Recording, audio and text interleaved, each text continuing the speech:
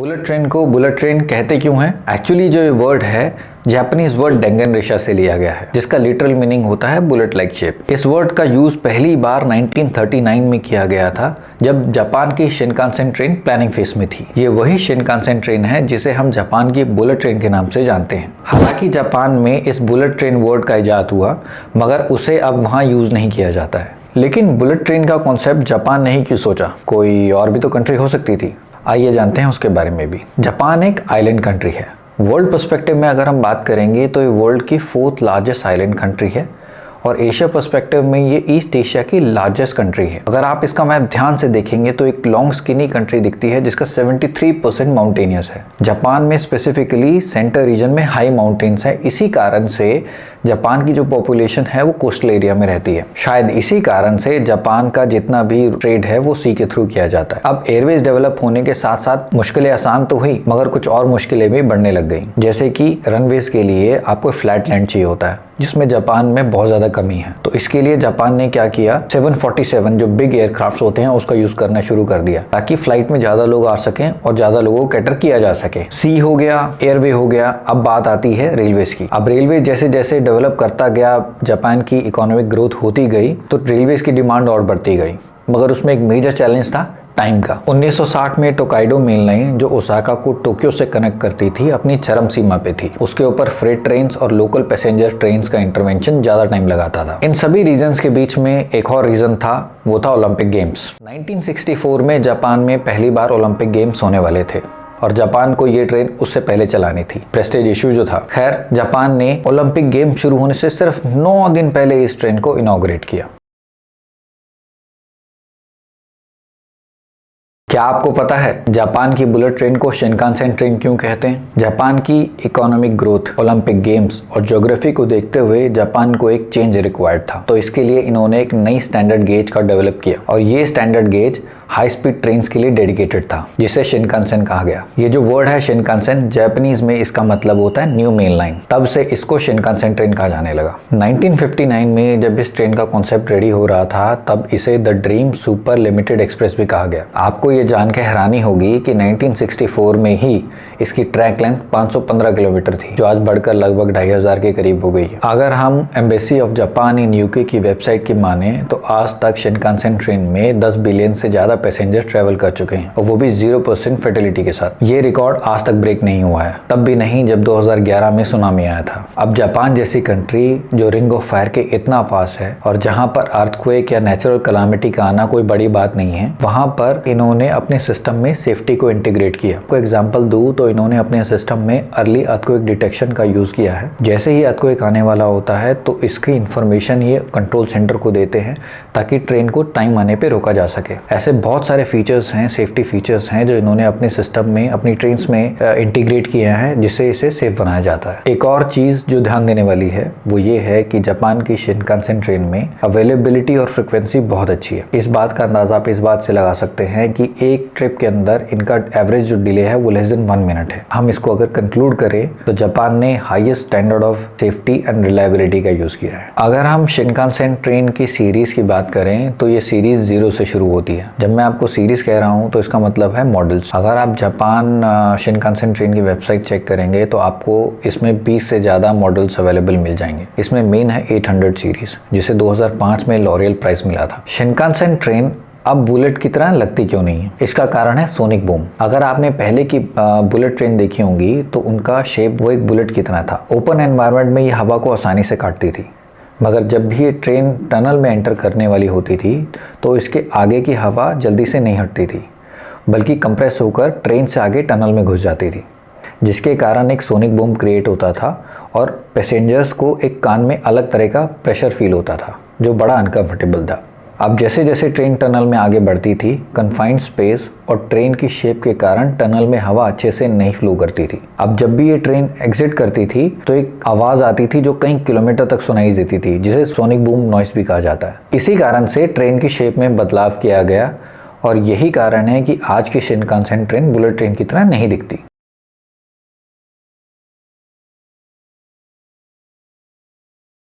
अब बात करते हैं हम इंडिया बुलेट ट्रेन की। 2009 में पहली बार इंडिया में हाई स्पीड रेल की चर्चा हुई और उसके कुछ ही टाइम बाद एक प्री फिजिबिलिटी स्टडी करवाई गई। अब ये प्री फिजिबिलिटी स्टडी होती क्या है, इसके लिए आप मेरी ये शॉर्ट वीडियो आप चेक कर सकते हैं, आपको एक आइडिया मिल जाएगा कि फिजिबिलिटी स्टडी होती क्या है। अब ये फिजिबिलिटी स्टडी 3 कंपनीज़ ने की, सिस्ट्रा जो फ्रांस से थी, इटाल्फर जो इटली से, और इंडिया से राइट्स। अगर इनकी प्री फिजिबिलिटी रिपोर्ट की बात करें तो उसके हिसाब से मुंबई, पुणे, अहमदाबाद का जो रेल लिंक है वो 650 किलोमीटर लंबा होना था और जिसमें 1.1 मिलियन लोग ट्रैवल कर सकते थे। इसी के साथ साथ 3 और कॉरिडोर पे ये प्री फिजिबिलिटी स्टडी करवाई गई।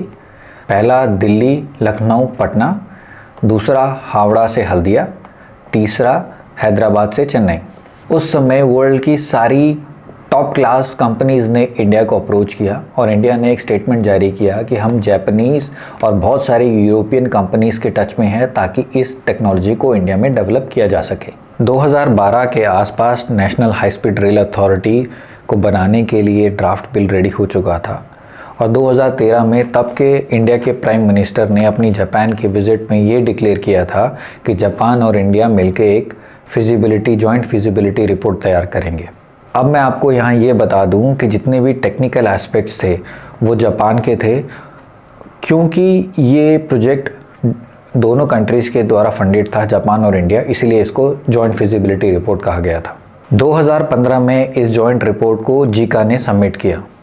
Zika stands for Japan international cooperation agency, और इसी रिपोर्ट के बेस पर मुंबई, पुणे, अहमदाबाद का रेल लिंक लाया जा रहा है। अब इंडिया ने इस रिपोर्ट को ऐसे ही नहीं मान लिया, इस रिपोर्ट को रिव्यू कर पाया गया और इसे रिव्यू करने की जिम्मेदारी मिली कमेटी ऑन इनोवेशन कोलैबोरेशन को।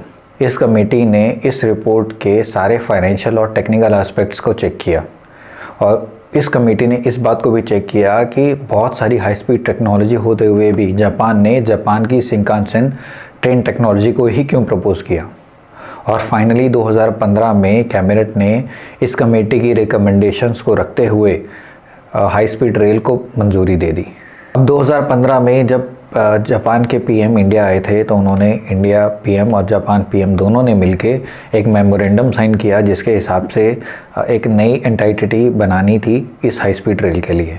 और 2016 में national high speed rail authority को बनाया गया जिसमें गवर्नमेंट ऑफ इंडिया की 50% पार्टनरशिप थी, गवर्नमेंट ऑफ महाराष्ट्र और गवर्नमेंट ऑफ गुजरात की 25% ईच की पार्टनरशिप रही। अब एक तरफ इंडिया में नई टेक्नोलॉजी आने की खुशी थी तो दूसरी तरफ रिसोर्सेज का crunch. National high speed rail corporation अभी भी मैन पावर और रिसोर्सेज के लिए इंडियन रेलवेज़ को देख रही थी, क्योंकि इनके पास अपना खुद का रिसोर्सेज था नहीं, उसके ऊपर ना ही कोई एग्जिस्टिंग सिस्टम था, ना ही कोई रेफरेंस स्टैंडर्ड जिसके बेस पे काम शुरू किया जा सके। अब इसमें टाइम बहुत जा रहा था तो जापान और इंडिया ने दोनों मिलकर सोचा कि एक डिटेल फिजिबिलिटी रिपोर्ट और बनाई जाए जिसके हिसाब से डिटेल डिज़ाइन कैसा रहेगा, ड्राइंग्स कैसी रहेगी, उसके बारे में डिटेल से हम बात करेंगे। इंटरेस्टिंगली इस टाइम पर इंडिया में इस प्रोजेक्ट को लेके फंड्स एलोकेट नहीं हुए थे तो जापान ने इसका इनिशिएटिव लिया और इस स्टडी में फाइनेंशियल सपोर्ट दिया। अब एक और चैलेंज ये था कि जापान से जो लोन होना था उसकी एक कंडीशन ये थी कि हमें एनवायरनमेंट इम्पैक्ट असेसमेंट और सोशल इम्पैक्ट असेसमेंट को करवाना था। अब जो कि ये 2 असेसमेंट नहीं हुए थे तो इस वजह से जापान का जो लोन था वो नहीं हो पा रहा था। हालांकि धीरे धीरे इस प्रोजेक्ट ने तरक्की की और आज ये काफ़ी डेवलप्ड स्टेज पे पहुंच गया है। अगर मैं इस प्रोजेक्ट की बात करूं तो महाराष्ट्र से गुजरात तक की ये जो रेल लिंक है मुंबई, पुणे, अहमदाबाद, ये 508 किलोमीटर्स की है जिसमें 360 किलोमीटर पर आवर की एवरेज स्पीड रहेगी और ये ट्रैवल ट्रेन 2.07 आवर्स में कंप्लीट करेगी।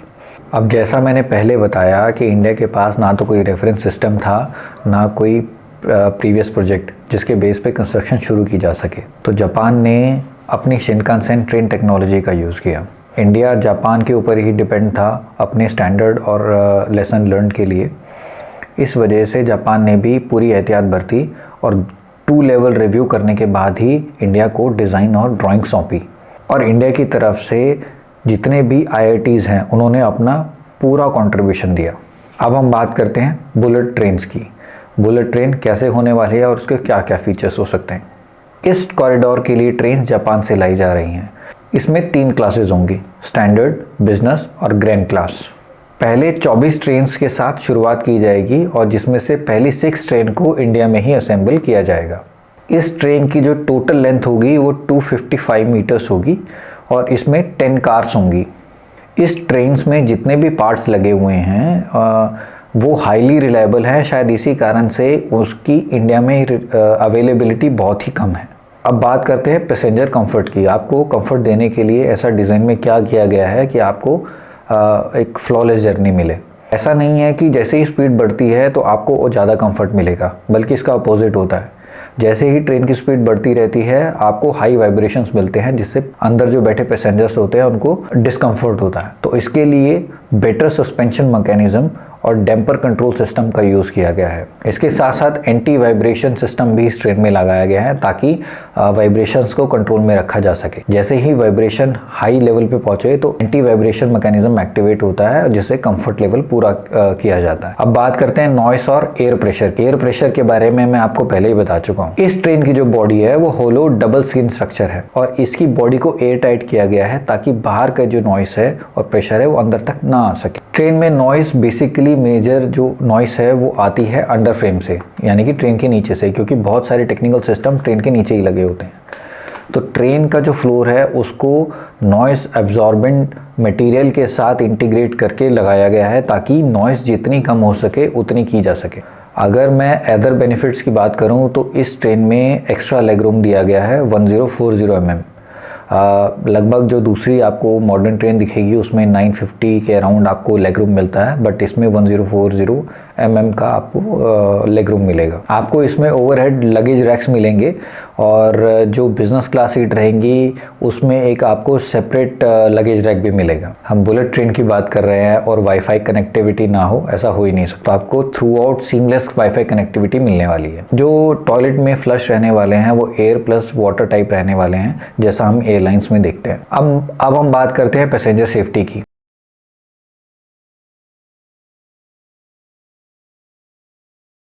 जैसा कि मैंने पहले बताया कि शिनकानसेन ट्रेन एक हाईली रिलायबल और सेफ ट्रेन है जिसका रिकॉर्ड आज तक नहीं टूट पाया है सेफ्टी के मामले में। ये ट्रेन में जो एक्सेलरेशन जिसमें ट्रेन चलेगी वो ड्राइवर मैनुअली ही चलाएगा, मगर ब्रेकिंग अगर ड्राइवर करना भूल जाता है या डिले कर देता है तो सिस्टम अपना कंट्रोल ले लेगा and then system will apply brake. जैसा कि हर एक मॉडर्न ट्रेन में होता है, इमरजेंसी कंडीशंस में आप ट्रेन ऑपरेटर से बात कर सकते हैं। Long nose for improved aerodynamics. जैसे ही कोई अर्थक्वेक डिटेक्ट होता है तो ओवरहेड जो पावर सप्लाई है वो चली जाएगी और ट्रेन में ब्रेक लगेगा और ये ट्रेन अर्थक्वेक डिटेक्शन से 80 सेकंड्स के अंदर अंदर लगाया जाएगा ताकि इमीडिएटली ट्रेन रोकी जा सके। ट्रैक्स के पास एनीमोमीटर्स लगे हुए हैं। ये एनीमोमीटर्स विंड स्पीड को बताते हैं। जैसे ही विंड 30 मीटर पर सेकंड से ज़्यादा होती है ये ऑपरेशन कंट्रोल सेंटर को इन्फॉर्म करते हैं ताकि ट्रेन को रोका जा सके। अब फाइनली हम बात करते हैं difference between doctor yellow of Japan and doctor Avril of Spain. ये कोई MBBS या MD डॉक्टर नहीं, बल्कि एक स्पेशल पर्पस इंस्पेक्शन ट्रेन है। इंडिया भी a special purpose train inspection train लेने के लिए सोच रहा है। ये इस ट्रेन का पर्पस बेसिकली होता है कि जब स्पीड पे ट्रेन चलती है तो ये ट्रैक, ओवरहेड केबल्स और आसपास के सिस्टम को इंस्पेक्ट करती है और बताती है कि इनमें कोई डिफेक्ट या कोई फ्लॉ तो नहीं है। जनरली ये ट्रेन की कोई भी रेवेन्यू सर्विस डेली शुरू होने से पहले चलाई जाती है ताकि पूरी सेफ्टी का ध्यान रखा जा सके।